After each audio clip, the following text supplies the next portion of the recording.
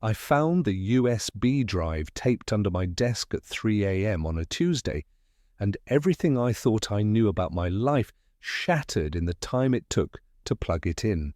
I wasn't supposed to be at the office. Hell, I wasn't supposed to be conscious, but insomnia had become my closest companion over the past 3 weeks. Ever since the promotion I'd worked 6 years to earn went to someone who'd been with the company for 8 months. Ever since my fiancée started taking late yoga classes 4 nights a week. Ever since my best friend of 15 years started answering my calls with the kind of hesitation you reserve for telemarketers. The USB drive was small, black, unmarked, the kind you buy in bulk and forget about, but someone had placed it there deliberately, secured it with clear packing tape in a spot where only I would find it during one of my restless 2 a.m. reorganization sessions. My hands shook as I peeled away the tape. I told myself it was the 4 cups of coffee I'd consumed. I told myself a lot of lies that night. The drive contained a single folder. Inside, 47 photographs, 12 audio files, and 1 video that would destroy everything. But I'm getting ahead of myself. To understand why that USB drive felt like a loaded gun pressed against my temple, you need to understand what I had, what I thought I had. You need to know about Ethan. Ethan Vasquez and I met in the 3rd grade when he punched Kyle Morrison for stealing my lunch money. I remember watching this skinny kid with scraped knees and an Iron Man backpack walk up to the biggest bully in Riverside Elementary and say, "Give it back, or I'll make sure everyone knows you still sleep with a nightlight." Kyle laughed. Ethan didn't. There was something in his eyes, this absolute certainty that he would follow through, that made Kyle reach into his pocket and hand over my crumpled $5 bill. That was Ethan, loyal to a fault, fearless when it mattered. We became inseparable after that. The kind of friendship that forms in childhood and somehow survives everything. Different high schools, different colleges, different career paths. While other friendships faded into occasional likes on social media posts, Ethan and I talked every day. Real conversations, not the surface-level bullshit about weather and sports, but the deep stuff, dreams, fears, the things that wake you up at 3 a.m. wondering if you're wasting your life. When my father died during my sophomore year at State, Ethan drove 7 hours through a snowstorm to be at the funeral. He didn't call first, didn't ask if I needed him. He just showed up, stood next to me while I fell apart, and then helped me piece myself back together over the next 6 months. He never once made me feel weak for needing him. When Ethan's startup failed 3 years ago, a revolutionary app that was supposed to change how people found local services, but instead burned through his savings and his girlfriend's patience, I was the one who showed up. I helped him move out of his apartment at midnight to avoid the landlord. I let him sleep on my couch for 4 months. I'd listened to him cry at 2 a.m. about feeling like a failure, and I told him the truth, that failure is just expensive education, and his real education was just beginning. We celebrated each other's victories like they were our own. When I got engaged to Sophie 2 years ago, Ethan was the first person I called, before my mother, before my brother. He screamed so loud into the phone that I had to hold it away from my ear, and then he said something I'll never forget. "She's perfect for you, brother. Don't fuck this up." I laughed. We both laughed. I should have paid more attention to the way he said it. I'm a data architect, that's the fancy title anyway.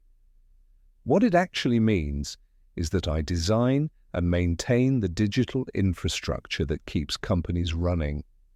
I build systems that process millions of transactions, secure sensitive information, and prevent catastrophic failures. It's complex work that requires meticulous attention to detail, an almost paranoid level of security consciousness, and the ability to see patterns in chaos. For the past 6 years, I'd been working at Meridian Solutions, a mid-sized tech firm in downtown Seattle that specialized in cloud-based enterprise solutions. It wasn't sexy work, no one writes articles about data architecture, but it was important. And I was good at it. Damn good. I'd built their entire data infrastructure from the ground up. When I started, they were using systems so outdated that a strong breeze could have brought down their servers. I modernized everything, implemented redundancy protocols, created security frameworks that made our systems virtually impenetrable. I worked 80-hour weeks for the first 3 years, sacrificing weekends and holidays because I believed in what we were building. My boss, Patricia Reeves, promised me that my dedication wouldn't go unnoticed. Every quarterly review came with praise and assurances that a senior architect position was in my future. "Just keep doing what you're doing, Daniel," she'd say. "Your time is coming." Daniel, that's me. Daniel Booker, 32 years old, perpetually tired, chronically optimistic, despite mounting evidence that optimism is just denial with better marketing. When the senior architect position finally opened up last spring, I was ready. I'd prepared a presentation showcasing every system improvement I'd implemented, every security threat I'd neutralized, every late night I'd spent ensuring our clients' data remained secure. I practiced my pitch until Sophie begged me to talk about literally anything else. The interview went perfectly. Patricia smiled throughout my presentation, nodded at all the right moments, and told me she was impressed by my comprehensive vision for the department's future. I left that conference room floating, already mentally spending my raise on the honeymoon Sophie had been planning. 3 days later, Patricia called me into her office. "Daniel, you know how much we value your contributions," she began, and my stomach dropped because nothing good ever follows that phrase. "Your technical expertise is unmatched, and we absolutely want you to continue in your current role." "But," I heard myself say, "but we've decided to bring in someone with more diverse experience for the senior architect position." Noah Caldwell comes from a background in both data architecture and business development. We think that combination will help us expand our client base while maintaining the technical excellence you've established. Noah Caldwell. I'd never heard the name before that moment, but it would become burned into my brain like a brand. "I've been here 6 years," I said, trying to keep my voice level.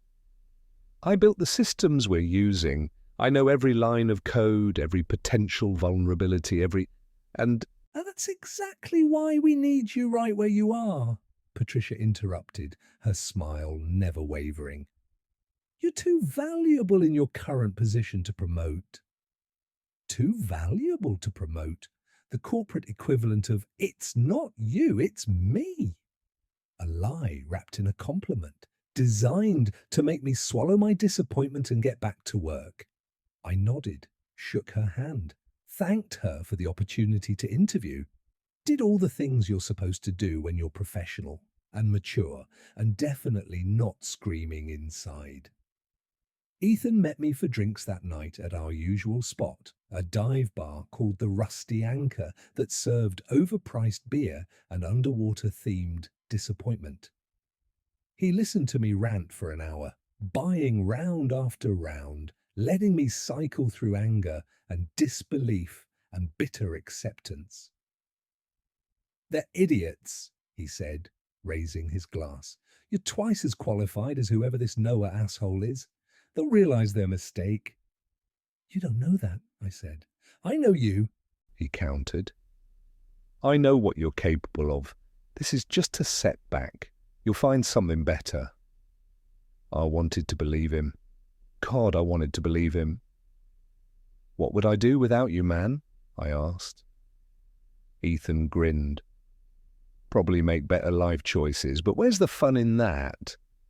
We drank until the bartender cut us off, and then Ethan called us an Uber because he knew I was too proud to admit I couldn't drive. He made sure I got home safe, texted Sophie to tell her I'd had a rough night, and sent me a message at 2 a.m. that just said, "Tomorrow's a new day, brother. We'll figure it out." That was 5 weeks before I found the USB drive. Noah Caldwell started at Meridian Solutions on a Monday in late April. I remember the date because it was the same day Sophie told me she wanted to postpone the wedding. Not cancel, she'd said quickly, seeing the panic in my eyes. Just postpone 6 months, maybe a year. With you not getting the promotion and my student loans and the market being what it is, I just think we should wait until we're more stable. Stable? Another word that sounds reasonable until you examine it closely and realize it's cover for something else. Fear, doubt, second thoughts. We'll be fine, I told her. I'm still making good money. We can make this work. She'd smiled, but it didn't reach her eyes. Let's just wait, please. I want our wedding to be perfect, not stressful. I'd agreed, because what else could I do? You can't force someone to marry you. You can't logic away their hesitation. You just nod and smile and pretend your heart isn't sinking like a stone. That same day I met Noah, he was everything I wasn't.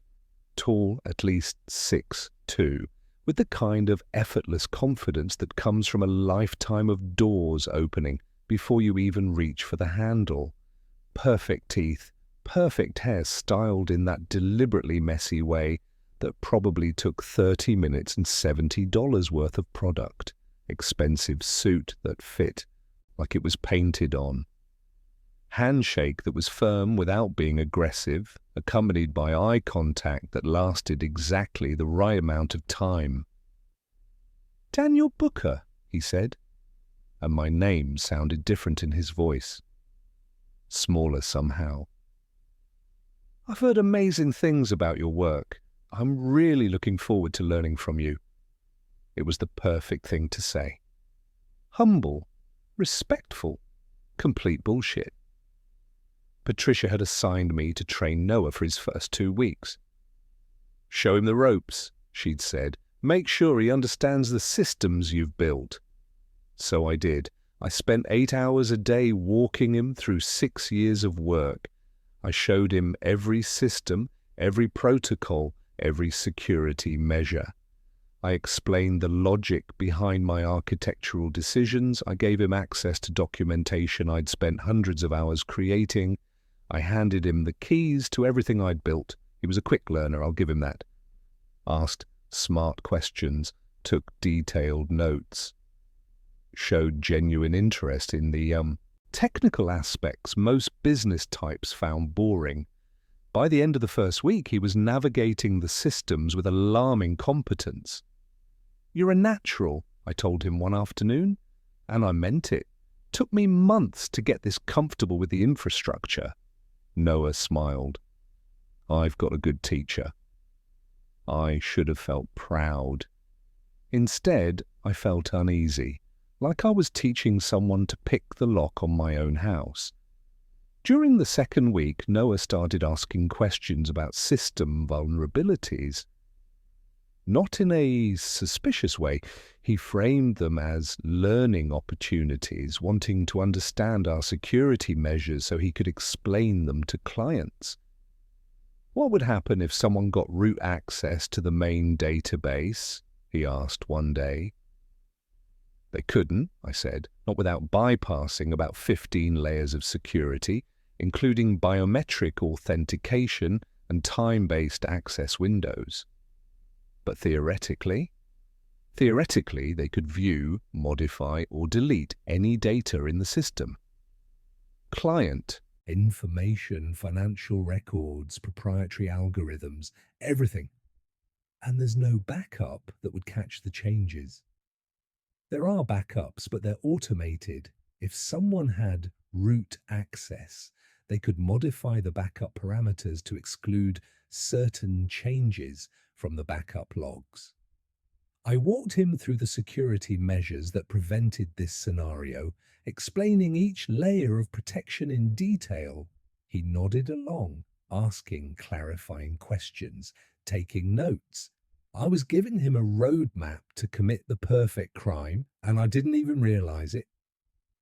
Ethan met Sophie at a company picnic I dragged him to 3 years ago. He'd just broken up with his girlfriend of 2 years and was in that post-breakup phase where everything reminds you of what you've lost. I thought getting him out of his apartment would help. Sophie worked in HR at Meridian. Different department, different world.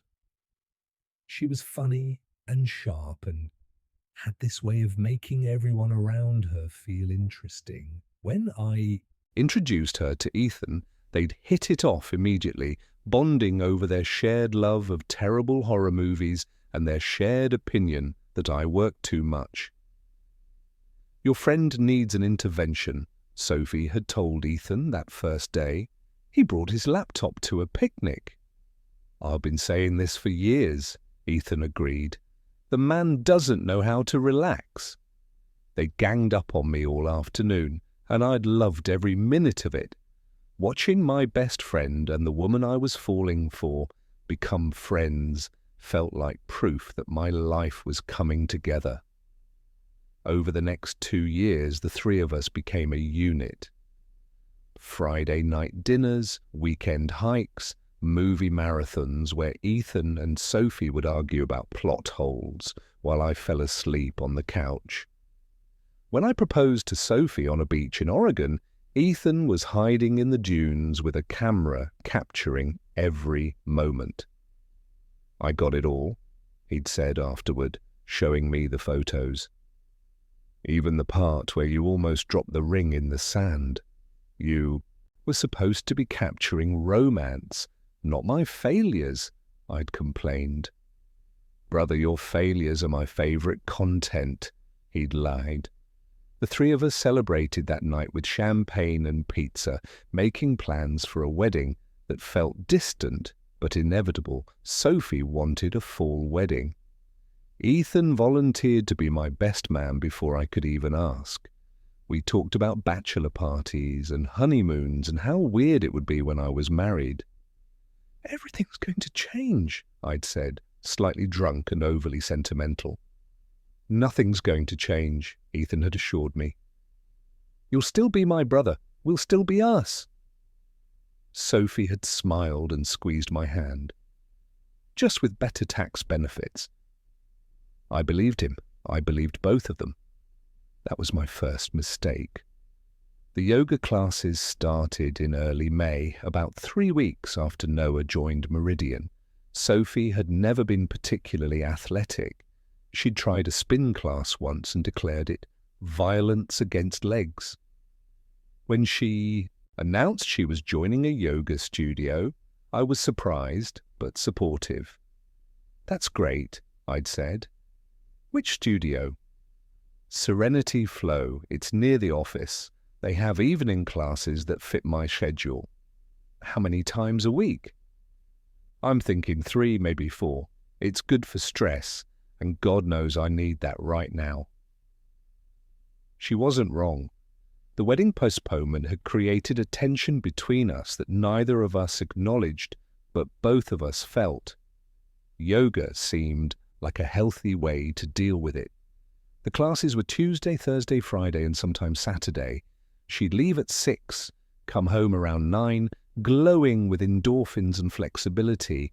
She'd talk about the instructor's philosophy, the challenging poses, the other women in the class who were becoming friends. I was happy for her, genuinely happy. She seemed lighter, less burdened by whatever weight she'd been carrying. I didn't question it. Why would I? This was Sophie, my Sophie, the woman who'd stood by me through my father's death, through my worst depressive episodes, through every career setback and personal crisis. The woman who'd said yes when I asked her to spend her life with me.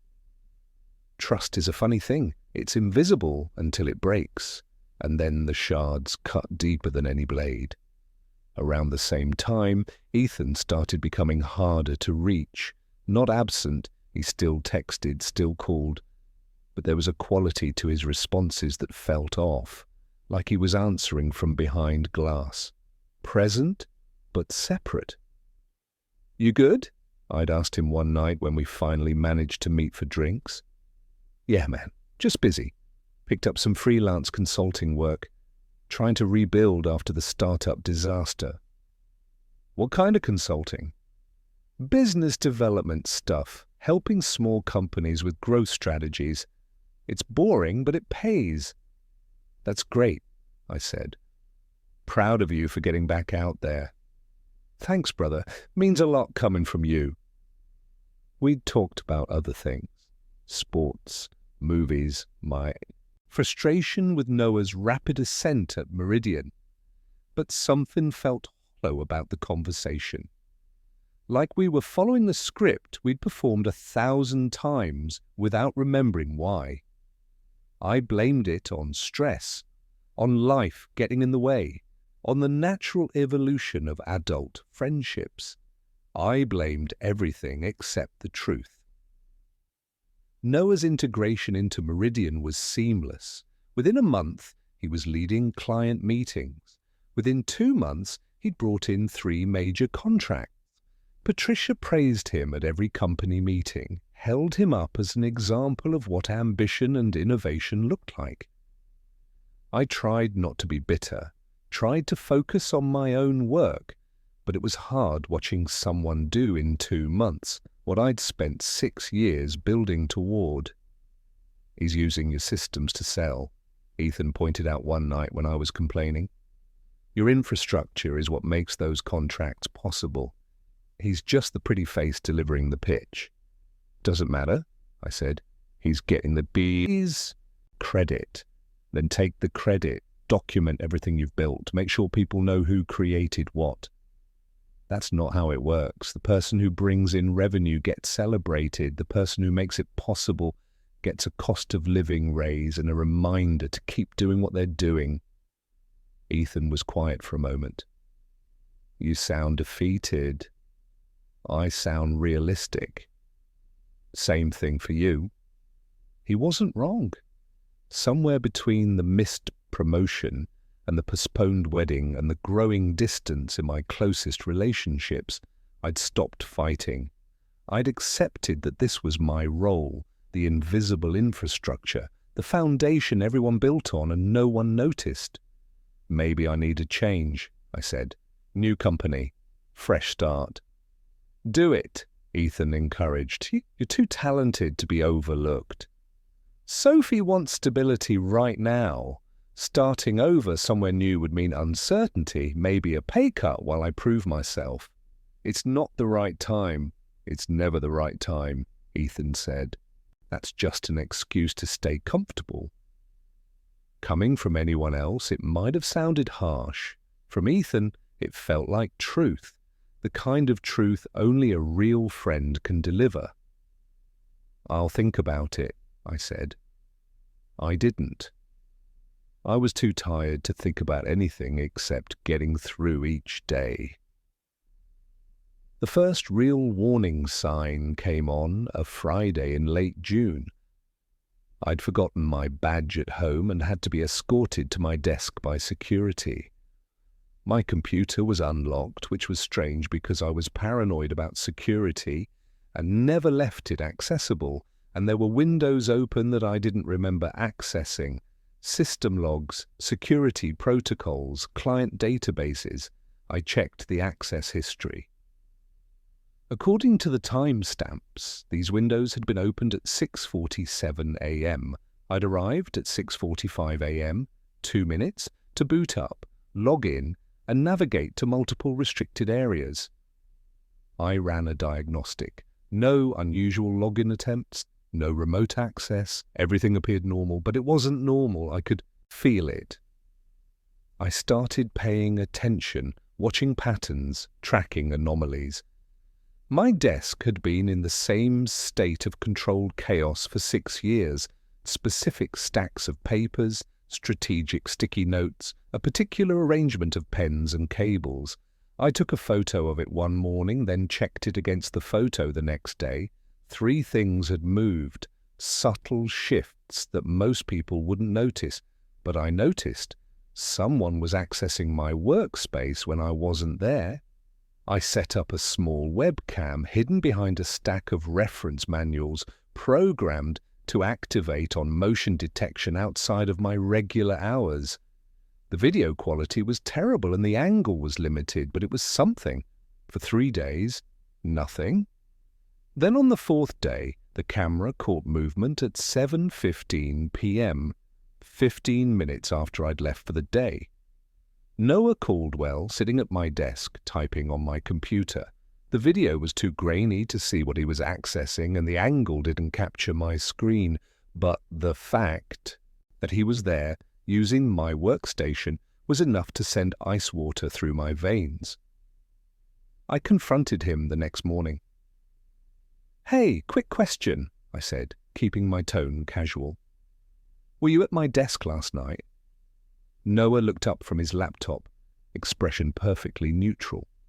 "Yeah, sorry, I needed to check something in the main database and my access was acting up. Figured it would be faster to use your terminal, hope that's cool." "It's not," I said. "My workstation has access to sensitive areas that require specific authorization. Using someone else's login is a security violation." "You're right," he said immediately. "I wasn't thinking. Won't happen again." He looked apologetic, sounded sincere, smiled in that self-deprecating way that made you want to forgive him.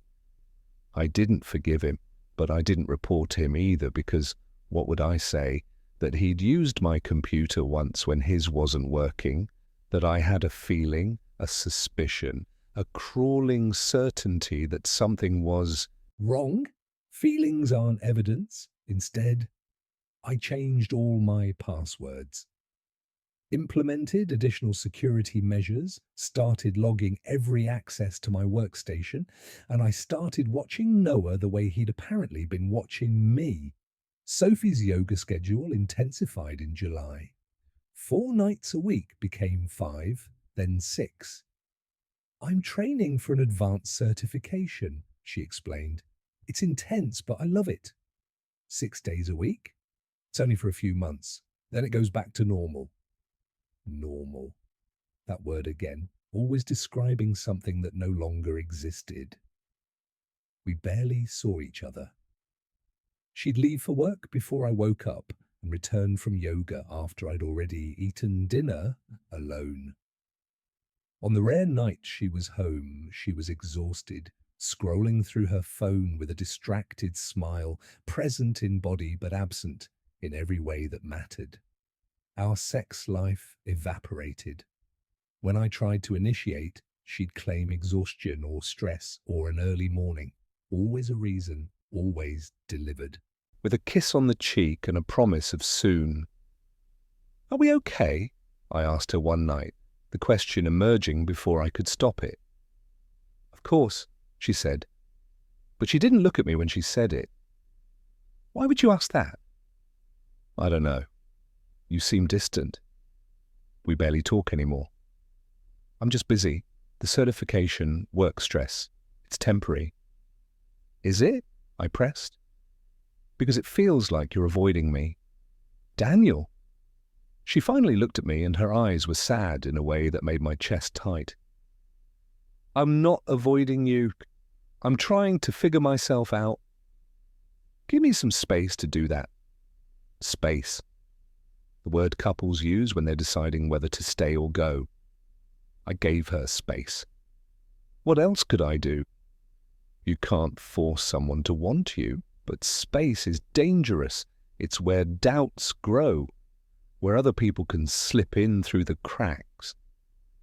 Ethan and I used to have a standing Sunday brunch tradition. Every week, without fail, we'd meet at this diner called Morton's that served pancakes the size of dinner plates and coffee that could wake the dead.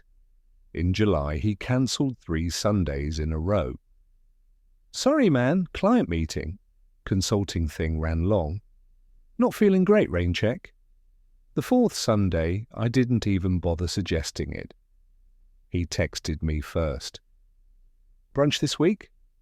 You tell me, I responded. You're the one who's been busy. Tomorrow, Morton's, 10 a.m, I'll be there. He was, but he was different.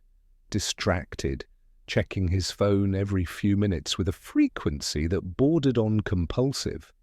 Hot date, I joked. He looked up, startled. What? Your phone? You've checked it about 40 times since you sat down. Just work stuff. Sorry. He put the phone face down on the table, but his eyes kept drifting to it. Everything okay? I asked. Yeah, why? You seem off. We barely talk anymore, and when we do, it's like you're somewhere else. I'm here right now, he said. Are you? Ethan sighed, running a hand through his hair. I'm sorry, you're right. I've been in my head a lot lately. The consulting work is good, but it's consuming. I'm trying to rebuild my life after everything fell apart, and it's harder than I thought. I felt guilty immediately. Here I was, complaining about feeling neglected when my best friend was struggling to put his life back together. You should have told me, I said. I could help. That's what I'm here for. I know, he said, and I appreciate it. But this is something I need to figure out on my own. I spent so long depending on other people, my ex, my business partner, you, that I need to prove to myself I can stand on my own. It was a beautiful sentiment. Mature, healthy. Also, apparently, a lie. Work became my refuge. At least there, I knew the rules. I understood the systems. I could solve problems with logic and code instead of trying to navigate the increasingly murky waters of my personal relationships. Noah and I maintained a professional distance. He was friendly but not familiar, respectful but not warm. We occupied the same office space like 2 magnets with the same polarity, never quite touching. Patricia loved him. The clients loved him. The company's revenue increased by 18% in the 3 months since his arrival. I hated that I couldn't hate him. He was good at his job. He brought in business. And whenever I looked for evidence of wrongdoing, checked the access logs, monitored system changes, tracked data movements, I found nothing. Maybe I was paranoid. Maybe the stress of my deteriorating personal life was making me see threats where none existed. Then August arrived and everything accelerated.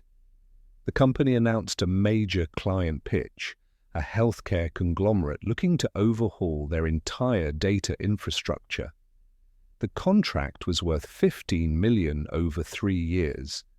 Landing it would be transformative for Meridian. Patricia assembled a team, Noah as lead, presenting the business case and a client relationship strategy. Me as technical expert, explaining the infrastructure we'd build. I want you two to work closely on this, Patricia said. Noah's business savvy combined with Daniel's technical expertise. It's the perfect partnership. Partnership. I'd learned to hate that word. It always meant unequal distribution of credit. We spent 2 weeks preparing. I designed the technical architecture, created security protocols, built cost projections. Noah focused on the pitch deck, client research, relationship building. He was good at his part, I'll give him that. He knew how to read a room, adapt his language, make complex concepts accessible without being condescending. During our practice sessions, he deferred to me on technical questions, setting me up to look knowledgeable and competent. Daniel built our current infrastructure single-handedly, he'd say. He's the genius behind the curtain. It seemed generous, collegial. I should have known better. The pitch was scheduled for August 15th. 3 days before, I caught a summer cold, the kind that makes your head feel like it's stuffed with wet cotton and turns your voice into a rasp. I pushed through the prep work, downing vitamin C and tea, determined not to let a cold derail something this important. The morning of the pitch, I woke up feeling like death. My throat was on fire. My temperature was 101. Sophie, in a rare moment of presence, told me I looked terrible and should stay home. I can't, I said. This pitch is too important. Daniel, you can barely talk. How are you going to present? She was right. I sounded like a chain-smoking bullfrog. I called Noah at 7 a.m. I'm sick, I told him. Like can't talk sick. I don't think I can do the presentation. There was a pause. Then, shit, okay, don't worry about it. I've got your technical notes, I'll handle it. Are you sure we could postpone and lose momentum with the client? No way. You've done the hard work. I'll deliver it. Just rest and get better. It was the right call, the professional call. But lying in bed that day, feverish and useless, I felt a gnawing anxiety I couldn't explain. Noah called me that evening. We got it, he said, and I could hear the smile in his voice. They loved the pitch, signed the LOI on the spot. That's amazing, I said, and meant it. How'd the technical portion go?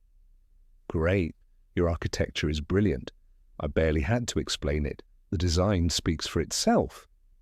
We celebrated that weekend once I'd recovered. The whole office went out for drinks. Patricia gave a speech about teamwork and innovation. Noah was the star, accepting congratulations with humble smiles and redirecting credit to the amazing team. He mentioned my name once. The following week, I received a small bonus and a thank you email from Patricia. Noah received a promotion to VP of Client Relations and a salary increase that more than doubled his starting rate. It's politics, Ethan said when I complained to him. The person who closes the deal gets rewarded. That's how business works. I built the thing he sold. Then next time you present it yourself. I was sick. I know, brother, and that sucks, but this is a setback, not a defeat. You'll have other opportunities. Would I, though? Or would there always be someone else to take credit? Someone more charismatic, more connected, more willing to play the game?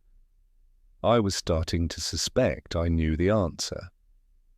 Sophie stopped wearing her engagement ring in September. The band is being resized, she said when I noticed. It's been feeling loose. The ring had fit perfectly for 2 years. Now suddenly it needed resizing. I wanted to call her on it, demand the truth, but I was afraid of what that truth might be. Instead, I watched, paid attention, became a detective in my own relationship. Her phone was always face down, always password protected. She'd take calls in the other room. And return with vague explanations about work drama or friend problems. She'd stopped asking about my day, stopped sharing details about hers. Our conversations became transactional, bills to pay, appointments to coordinate, household tasks to divide. We lived together but existed separately, roommates who occasionally had awkward conversations over breakfast. The yoga classes continued, 6 days a week, every week, without fail. I drove by Serenity Flow one Thursday when she said she had class. The studio was dark, closed for renovations according to the sign on the door, closed for the past month. She came home that night at 9:15, hair damp, wearing yoga pants, carrying her mat. "How was class?" I asked. "Great, really challenging sequence tonight." I didn't tell her I knew she was lying. I couldn't face it yet. Couldn't bear to hear whatever excuse or justification or truth she'd offer. Instead, I started tracking her phone using a family sharing feature she'd forgotten we'd set up years ago. I told myself I was protecting myself, gathering information, preparing for the inevitable conversation. Really, I was just postponing heartbreak. The location data showed a pattern. Tuesday, Thursday, Friday, Saturday, she'd go to the same address, not Serenity Flow, an apartment building in Capitol Hill, Unit 304. I sat outside that building for 3 hours one Saturday, parked across the street like a stalker, hating myself but unable to leave. Watched the entrance, waited for her to emerge. She never did. At least, not alone. At 8:47 p.m., the door opened. Sophie walked out laughing, her head tilted back in that way she used to laugh with me. Behind her, holding the door, touching the small of her back with casual intimacy, was Ethan. My Sophie, my best friend, together. I sat in my car and felt reality collapse. You know that feeling when you hear something so incomprehensible that your brain just refuses to process it, like when someone tells you a loved one died and you just stand there nodding because the words don't mean anything yet. That's what watching them together felt like. They weren't kissing, weren't holding hands, just walking to her car, talking, existing together in a way that made their relationship obvious to anyone paying attention. The way he opened her car door, the way she smiled at him, the way they lingered in that goodbye moment, and even though I couldn't see them kiss, I knew they did. I felt it in my chest like a physical blow. She drove away. Ethan went back inside. I sat there until midnight, trying to make my brain accept what my eyes had seen. My fiancée was cheating on me with my best friend. The two people I trusted most in the world had been lying to my face for months. Every late yoga class, every cancelled Sunday brunch, every distracted conversation and hollow promise. All of it made sense now. All of it fit into a picture I'd been too naive, too trusting to see. I drove home on autopilot, parked in the driveway, sat in silence. Sophie's car pulled in 15 minutes later. I watched her check her reflection in the mirror, fix her hair, practice her smile. She walked into the house humming. "Hey," she said, seeing me on the couch. "You're still up?" "Couldn't sleep?" I said. My voice sounded strange, distant. "Everything okay?" No, nothing was okay. Everything was shattered and broken and wrong. "Fine," I said. "Just tired."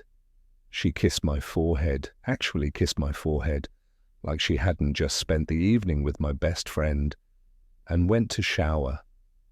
I listened to the water run and tried to figure out how long this had been happening, tried to pinpoint the moment my life became a lie.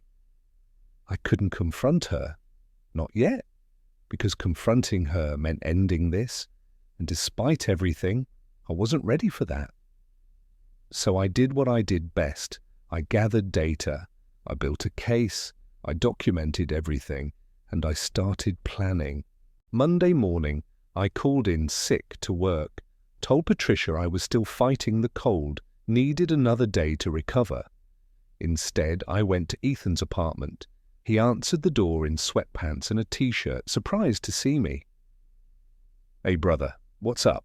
Thought you were sick." "Feeling better," I lied. Figured we could hang out like old times, maybe hit the diner. Something flickered in his eyes. Hesitation? Guilt? Yeah, sure. Let me grab a shower first. I waited in his living room, studying the space like a crime scene, looking for evidence. I found it in the bathroom when I used it while he showered. Sophie's shampoo, her brand of face wash, a pink toothbrush next to his blue one. She'd moved pieces of herself into his life, made herself at home. How long? How long had this been happening? We went to Morton's, ordered our usual, made small talk about nothing. You seem better, Ethan said, less stressed. I've been thinking about what you said, about making changes. Starting fresh. Yeah, you were right. I've been too comfortable, too willing to accept being overlooked. Good, Ethan said, and he looked relieved. You deserve better than how Meridian treats you. The irony was suffocating. He was telling me I deserved better while actively participating in my betrayal. I've also been thinking about Sophie, I said, watching his face. He went very still. What about her? The wedding postponement, the distance between us. I think we need to have a real conversation about what's happening. That's probably smart, Ethan said carefully. Communication is important. When's the last time you talked to her? I asked. Sophie? I don't know. Few weeks, maybe. Why? Lie. Straight to my face without hesitation. Just wondering. You guys used to be closer. We're still friends, he said. Just busy. You know how it is. I knew exactly how it was. We finished breakfast, hugged goodbye, made plans to meet again soon. plans we both knew were lies. I couldn't eat, couldn't sleep, lost 8 pounds in a week. At work, I moved through my tasks like a ghost. Noah tried to engage me in conversation a few times, but I couldn't muster the energy to pretend everything was normal. You okay? He asked one afternoon. You seem off. Personal stuff, I said. Nothing to do with work. He nodded sympathetically. If you need to talk, I'm here. The concern seemed genuine. Maybe it was. Maybe Noah was exactly who he appeared to be. Ambitious but decent, successful but not malicious. Or maybe I was so broken by Ethan and Sophie's betrayal that I couldn't recognize honesty anymore. I started staying late at the office, not working, just existing in a space that wasn't contaminated by lies. Sometimes I'd sit at my desk until midnight staring at code I'd written, trying to remember what it felt like to care about something. That's when I started the late-night desk reorganizations, the insomnia sessions where I'd clean and sort and try to impose order on at least one aspect of my life. That's when I found the USB drive. I stared at that small black drive for a full minute before plugging it in. Some part of me knew it would be bad. Knew that whoever had hidden it there wasn't doing me a favor. But I needed to know, needed to see, needed proof that my paranoia wasn't paranoia at all. The folder opened. 47 photographs loaded across my screen. Sophie and Ethan at restaurants I recognized, places we used to go, the three of us. Sophie and Ethan in his apartment, on his couch, in his bed. Close-ups of text messages. Screenshots of conversations discussing me like I was a problem to be managed. He's getting suspicious. Just be patient. Once the wedding is fully called off, we can be open about this. I feel terrible lying to him. It's temporary. He'll understand eventually. He knows we're better together. Better together, like they were doing me a favor. Like this was inevitable and I was just too blind to see it. The audio files were worse. Recordings from Ethan's apartment. I recognized the voice-activated recorder I'd given him 2 Christmases ago, meant for capturing meeting notes and ideas. He'd left it running, captured hours of conversations, them talking about me. He's so focused on work, he barely notices anything else. That's what I love about him. He's loyal, consistent, boring. Ethan. I'm kidding. Mostly. Them talking about their future. When are you going to tell him? Soon. I just need to find the right time. There's never going to be a right time, Soph. You're just postponing the inevitable. I know, I don't want to hurt him. You're already hurting him. Lying to him every day. That's worse than the truth. Is it, though? Silence. Then sounds that made me close the file. The video was dated 1 week ago. Security camera footage from Meridian's parking garage. Sophie, Getting into her car after work. Ethan pulling up next to her. Them kissing through open windows before she drove away. At my company. In the parking garage where I parked every day. They weren't even trying to hide it anymore. I sat in my office at 3:30 in the morning, looking at evidence of a betrayal so complete and methodical that it had its own ecosystem. This wasn't a mistake. This wasn't a moment of weakness. This was calculated, sustained, deliberate. And someone had documented all of it. Someone knew what was happening and had decided I deserved to know too. But who? I checked the USB drive's properties. No identifying information, no metadata, nothing to indicate its source. Someone at Meridian had access to Sophie's schedule, to Ethan's apartment building, to security footage. Someone who knew I'd be here late. Someone who wanted me to find this. I had theories, suspicions, but they didn't matter. What mattered was that the truth was finally visible, captured in digital permanence. The question was, what was I going to do about it? I didn't go home that night, couldn't face seeing Sophie, pretending I didn't know, maintaining the facade 1 second longer. Instead, I sat in my office and made a plan.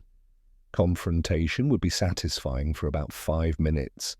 I could walk in, throw the evidence in their faces, watch them scramble to explain or justify or apologize, and then what? They'd feel terrible. I'd feel vindicated. We'd all move on with our lives and they'd still have each other while I had nothing but moral superiority and a broken engagement. Number, if I was going to end this, and I was, I needed it to mean something. Needed them to feel even a fraction of what I felt. I needed them to understand that betrayal has consequences. I thought about my work, about 6 years of building systems, creating infrastructure, making myself indispensable, about how thoroughly I documented everything, how deeply I understood every aspect of Meridian's operations. I thought about Noah's rapid rise, about how he'd used my work to advance his career, about suspicious access to my workstation and security protocols I couldn't quite prove, but knew in my gut were violations.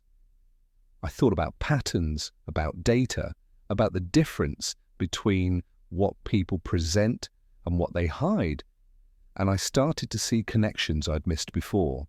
The USB drive wasn't random. It was strategic. Someone was giving me information, yes, but they were also giving me a weapon. The question was whether I'd be smart enough to use it. I went home Tuesday afternoon after Sophie had left for yoga, took a sick day, told Patricia I was still struggling with the cold. I needed time to think, to plan, to figure out the exact shape of my revenge. The apartment felt different now that I knew the truth, contaminated.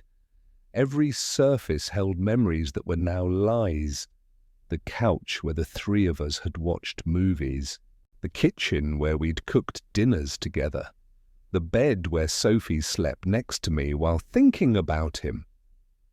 I started in the bedroom, looking for more evidence, more confirmation.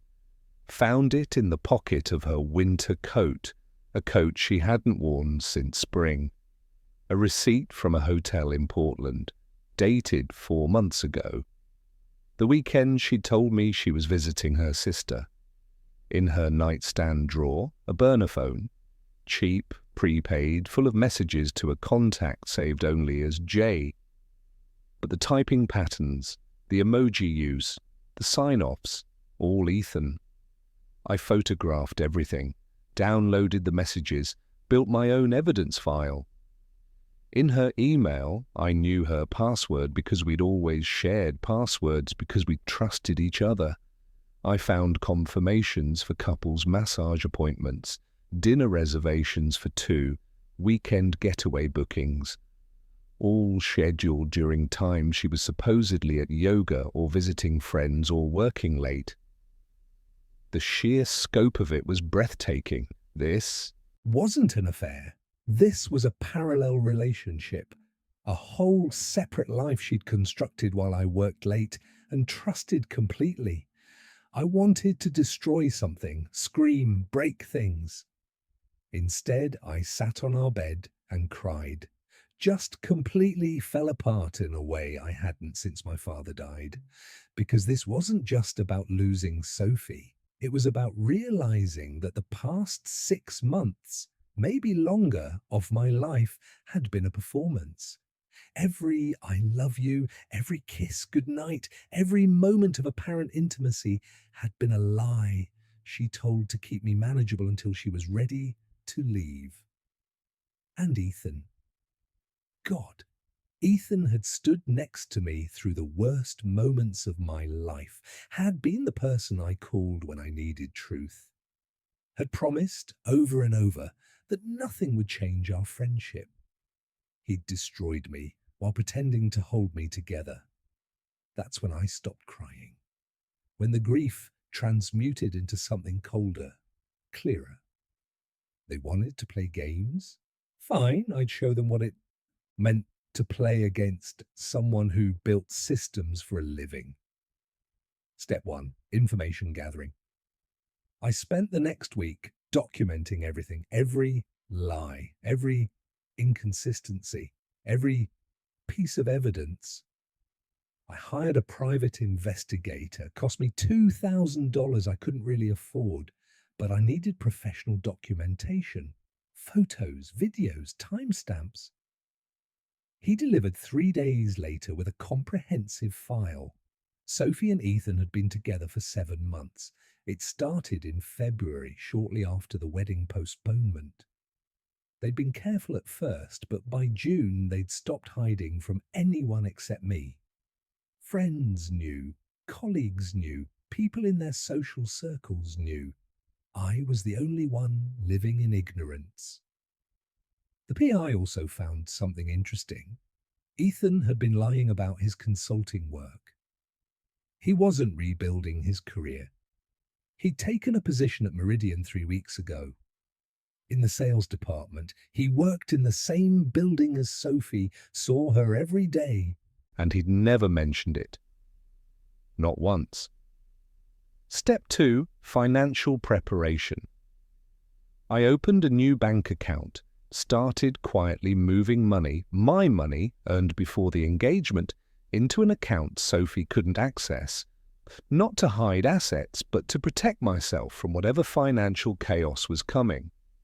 I consulted a lawyer, explained the situation, got advice on how to protect myself legally. "You're not married yet," she said, "which makes this easier. No divorce proceedings, but if you've co-signed anything, shared credit cards, joint leases, those need to be addressed."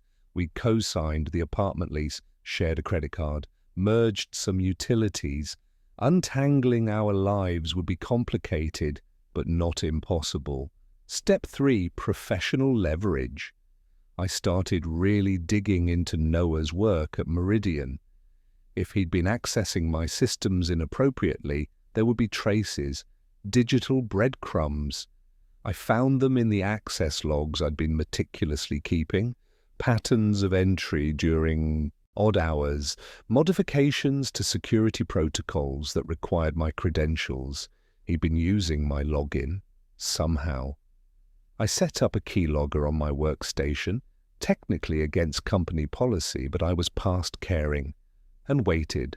Caught him 3 days later. He'd cloned my security badge, used it to access the building after hours, log into my computer using credentials he must have captured somehow, and view restricted client information. Why? What was he after? I dug deeper, cross-referenced his access times with client communications, found a pattern. Every time he accessed my system, he was viewing financial information and technical specifications for clients he was pitching. He was using my infrastructure designs as his own, presenting them to clients before they were officially approved, essentially stealing my work to accelerate his sales process. It was smart. The clients loved the technical depth of his pitches because he was literally showing them proprietary systems I'd already built. He'd close the deal, get the credit, and by the time anyone checked, the work would be done, and everyone would assume he'd just been describing the plan. No one would ever know he'd stolen it. Except I knew. And now I had proof. Step 4. The trap. I needed all 3 of them, Sophie, Ethan, and Noah, to be exposed simultaneously. Needed the revelation to be public, undeniable, and devastating. I spent 2 weeks designing the perfect scenario.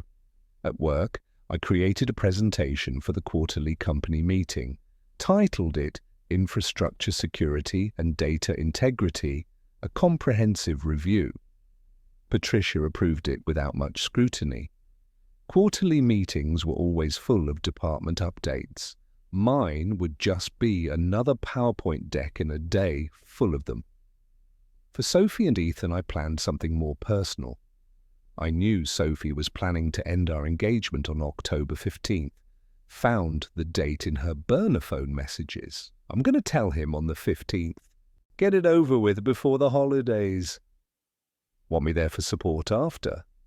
No, I need to do this alone, but I'll come to you after. I'll be waiting. How considerate. She had an exit strategy and a soft place to land. I decided to accelerate her timeline. October 14th, the day before Sophie's planned breakup, the day of Meridian's quarterly meeting. I woke up early, made coffee, reviewed my presentations, both of them. Sophie was still asleep. She'd been distant the past few days, probably gathering courage for what she thought would be a difficult conversation. I looked at her sleeping face and felt nothing. The love I'd carried for years had been cauterized by betrayal. What remained was just strategic calculation. I left for work without waking her. At the office, I set up for the meeting, loaded my presentation onto the main conference room computer, triple-checked every slide, every video clip, every piece of evidence. Employees filtered in. Noah sat near the front, confident and relaxed. He'd been getting more attention from upper management lately. Rumor was he'd be promoted again soon. Patricia started the meeting with financial updates, then operations reports, then HR announcements. Finally, my turn. Daniel will now present on infrastructure security, Patricia said. I stood, connected my laptop, smiled at the room of 60-plus employees. Thank you all for being here, I said. Today I want to talk about security vulnerabilities, specifically vulnerabilities created by internal threats. Patricia's expression shifted slightly. This wasn't the topic we'd discussed. Over the past 6 months, I continued, I've been documenting unauthorized access to restricted systems, Someone has been using my credentials to view proprietary client information, steal architectural designs, and essentially commit corporate espionage. The room went silent. I clicked to the next slide. Security logs, access timestamps, IP addresses. As you can see, these access attempts occurred after hours from workstations that weren't mine, using login credentials that should have been impossible to replicate. Another click. Video footage from my hidden camera. Noah at my desk. Typing, viewing restricted files. Noah Caldwell has been systematically stealing my work and presenting it as his own. Every major client pitch he's won this quarter was built on architectural designs he accessed illegally. Noah's face went white. He started to stand.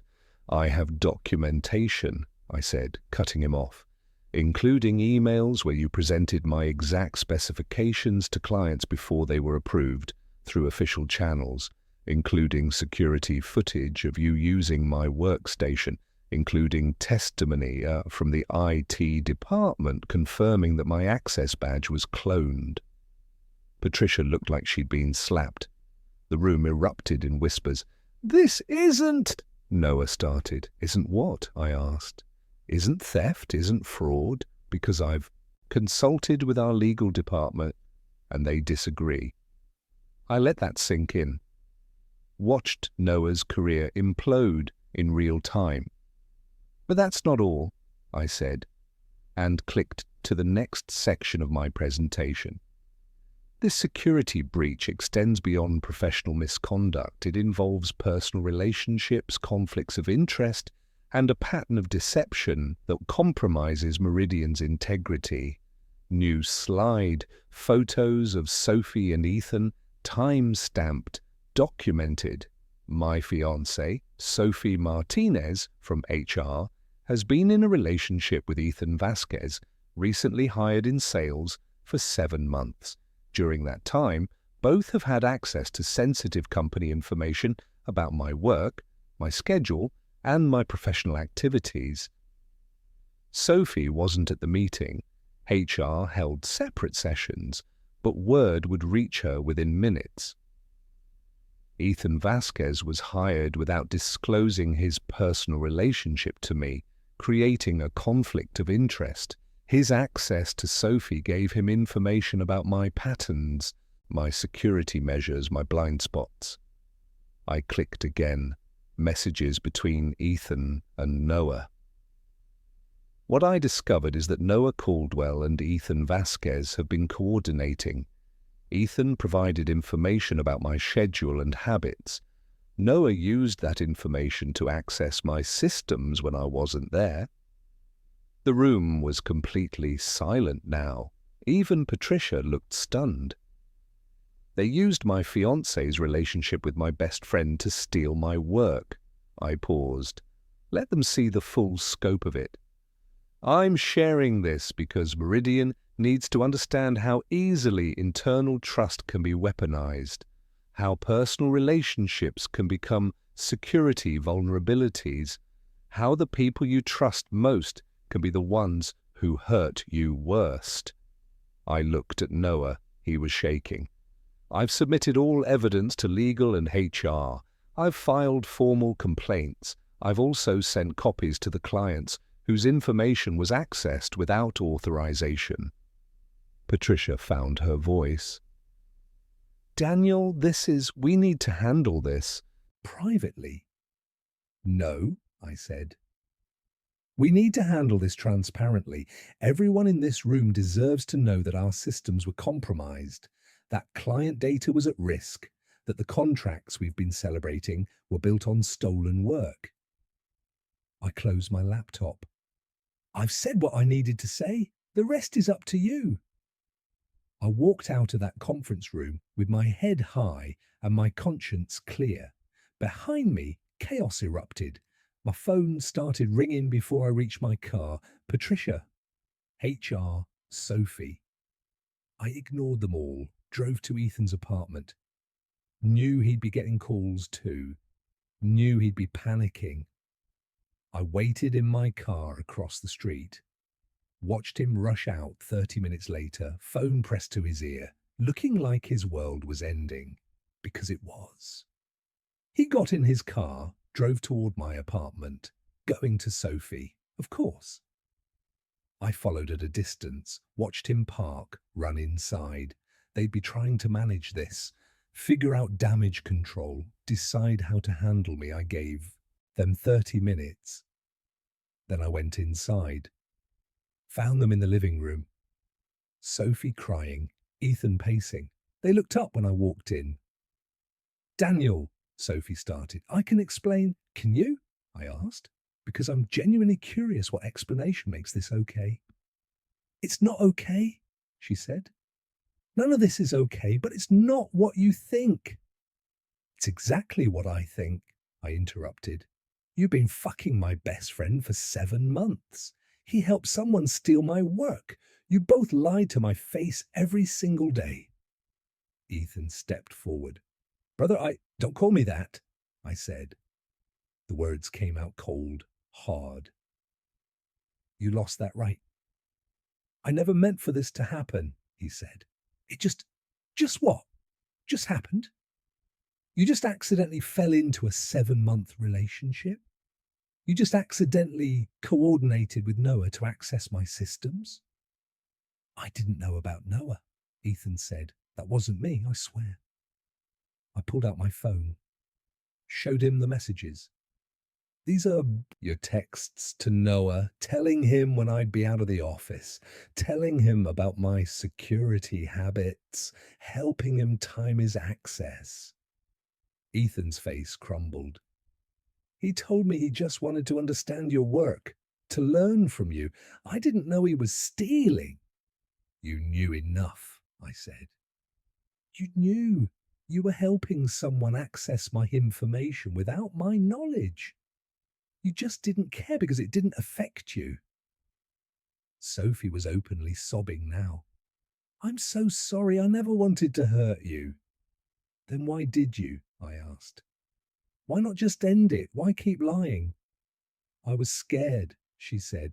Scared of losing you, scared of being alone, scared of making the wrong choice. So you made every wrong choice, I said. Continuously for months. I looked at both of them, these people who'd been my world. I loved you, I said to Sophie. I would have done anything for you. Then to Ethan, and I trusted you more than anyone. We can fix this, Sophie said. We can... There's nothing to fix, I said. We're done. The engagement is over. I want you out of the apartment by the end of the week. Daniel, out, I said. Both of you. Now. They left, together, of course. I sat in the empty apartment and felt the full weight of my solitude, but I also felt free. The aftermath was brutal. Noah was fired within 48 hours. The evidence was too clear, the liability too severe. He tried to fight it, hired a lawyer, threatened lawsuits. Meridian's legal team crushed him. The documentation I'd provided, 6 months of meticulous evidence, was ironclad. Last I heard, he was facing fraud charges and had been blacklisted in the industry. Ethan was let go the same day. His position was new enough that they could terminate without much ceremony. He called me 17 times, left voicemails begging to explain. I never listened to them.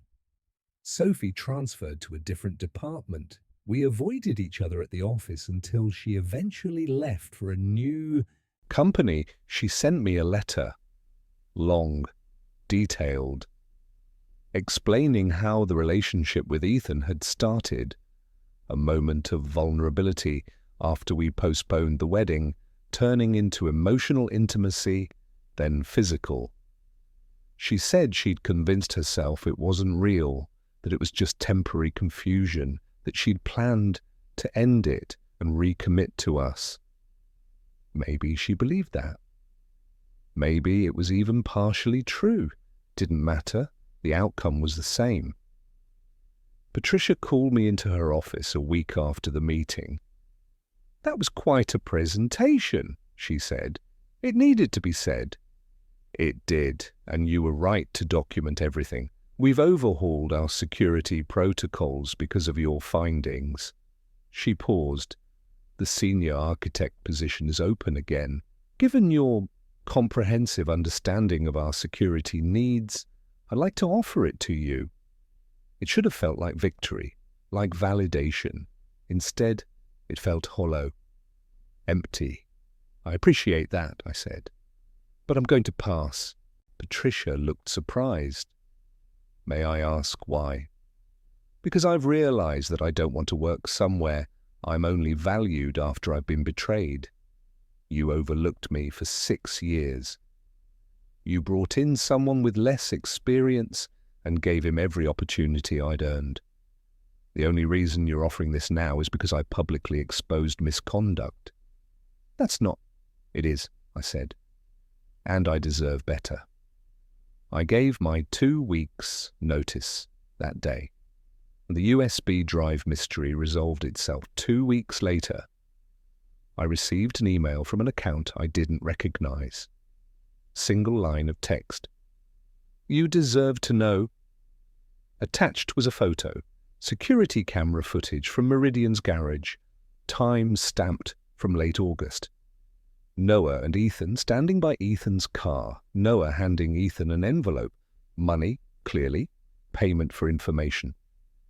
The email sender was anonymous, but the metadata pointed to someone in IT, someone who'd watched Noah's suspicious behavior, tracked his unauthorized access, and decided, I needed to know what was happening. Someone who'd compiled evidence and left it where I'd find it. I never learned who it was. Never tried too hard. Some angels prefer to remain anonymous. I moved out of the apartment in November, couldn't stand being surrounded by memories that had turned toxic. Found a small studio in Fremont, sparse, clean, mine, started therapy.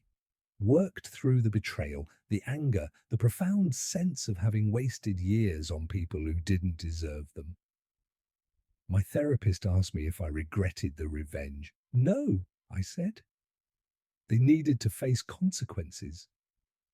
Do you feel better now that they have? I thought about it, really thought about it. Not better, I admitted, but not worse either. They destroyed something precious. I made sure they understood what that destruction cost. And now? Now I rebuild. I found work at a startup in January. Smaller company, better culture. People who valued expertise over politics. The pay was slightly less, but the respect was immediate. Within 3 months, I was leading projects. Within 6, I was promoted to head of infrastructure. I stopped checking Sophie's social media. Stopped wondering what she and Ethan were doing. Their relationship didn't last, I heard, through mutual friends. Turned out that a foundation built on lies doesn't support much weight. They'd wanted what they couldn't have. Once they had it, they realized it wasn't what they wanted. Classic. I dated a little, nothing serious. Wasn't ready for serious. Mostly I focused on rebuilding myself, on remembering who I was before betrayal tried to redefine me. 1 year after the quarterly meeting, I received a message from Ethan. Just 3 words. I'm sorry, brother. I stared at it for a long time, thought about responding, thought about forgiveness, decided against it. Some apologies come too late, some damage is permanent. I deleted the message, moved on. 2 years later, I'm okay. More than okay, actually. I'm successful professionally, respected, valued. I have new friends, real friends, people who've earned trust instead of demanding it. I'm dating someone, Sarah. She's kind and honest and has no connection to my past. She knows what happened, knows what I survived, and loves me anyway. We're taking it slow, building something on actual foundation instead of assumptions. I don't think about Sophie much anymore. When I do, it's with detachment, like remembering a character from a movie I watched years ago. Ethan is harder to let go. 15 years of friendship doesn't evaporate easily. Sometimes I see something that would have made him laugh, and I instinctively reach for my phone before remembering. Those moments hurt. Probably always will, but they're getting rarer. The thing about betrayal is that it teaches you two lessons simultaneously. 1. People are capable of astonishing cruelty, especially to those who trust them most. 2. You're Stronger than you think. You can survive the unsurvivable. I learned both lessons, paid tuition in tears and sleepless nights and months of questioning my worth. But I graduated. And now I know things about myself I never would have discovered otherwise. That my loyalty isn't weakness, it's strength misapplied. That my trust isn't naivety, it's generosity misplaced. That my capacity to love deeply means I also have the capacity to heal completely. I'm not grateful for the betrayal. I'll never be grateful for that. But I'm grateful for who I became in spite of it. Sometimes people ask if I'd do anything differently. The answer is no. I trusted completely because that's who I am. I loved without reservation because that's what love requires. The fact that those qualities were exploited doesn't make them flaws. It makes the people who exploited them flawed. I refuse to let their betrayal turn me into someone suspicious and closed. Refuse to let their choices reshape my character. So I still trust, still love, still believe in the fundamental goodness of human connection. But I trust carefully now, love wisely, believe with eyes open, and I document everything. Last month, I ran into Noah at a coffee shop. He looked older, worn. The confidence he'd carried at Meridian had eroded into something cautious and defeated. We made eye contact. He started to approach, then thought better of it. Wise choice. I paid for my coffee and left. Later that day, I received a LinkedIn message from him. I know you'll probably never read this, but I need to say it anyway. I'm sorry. What I did was indefensible. I was so focused on succeeding that I lost sight of what success actually means. I destroyed my career, my reputation, and my integrity for shortcuts that weren't worth it. You were right to expose me. I deserved everything that happened. I hope you're doing well. You deserved better than what I did to you. I read it twice. Considered it. Responding. Decided he didn't deserve my absolution. Deleted the message. Some apologies are for the apologizer's benefit, not the injured parties. I didn't need to make him feel better about what he'd done. 3 years post-betrayal, I'm standing in my new apartment, a real apartment, not a studio, looking at furniture Sophie and I never got to buy together. The couch is exactly what I wanted. The rug is perfect. The artwork on the walls reflects my taste alone. It's mine, fully, completely. Sarah is coming over for dinner. We're cooking together, something simple, pasta and wine, and then watching a movie. It's ordinary, domestic, peaceful. Everything my life with Sophie wasn't. My phone buzzes. Text from my new friend Marcus. Met him at the climbing gym. Bonded over shared love of terrible action movies. Still on for Saturday? Absolutely, I reply. New friendships, built on actual shared interests and genuine compatibility, not 15 years of history and misplaced loyalty. Better. I think about writing to Ethan sometimes, telling him I've forgiven him. But I haven't. Not really. Forgiveness isn't required for healing. You can move on without absolving someone of their sins. I've moved on. Built a new life from the rubble of the old one. That's enough. More than enough. If I could go back to that moment in my office, 3 a.m., USB drive in hand, would I still plug it in? Knowing what it would reveal? Knowing how much it would hurt? Yes. 1,000 times yes. Because living in ignorance wasn't peace. It was just delayed pain. The truth destroyed me temporarily, but the lies would have destroyed me permanently.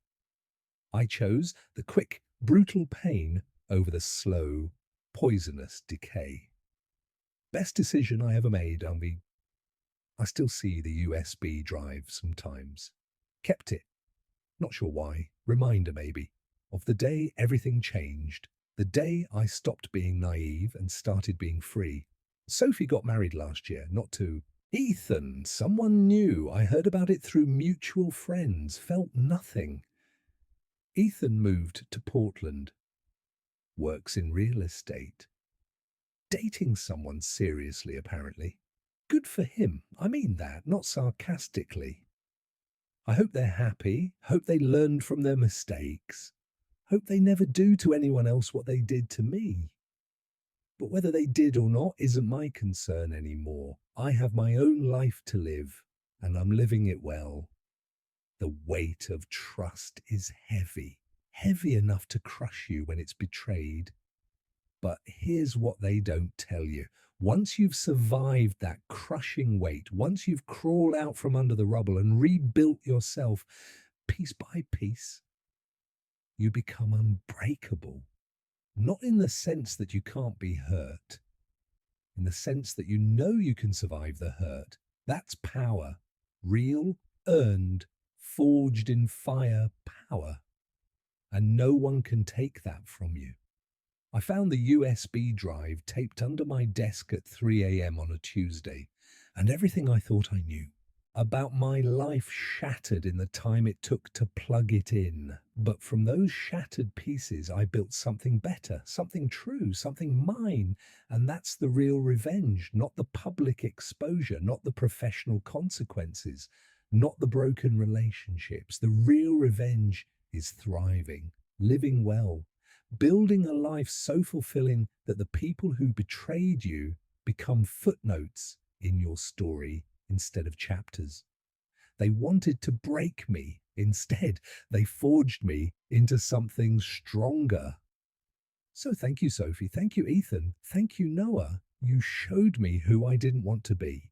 And in doing so, you helped me become who I'm meant to be. For that, only that, I'm grateful. The rest is just weight I no longer carry.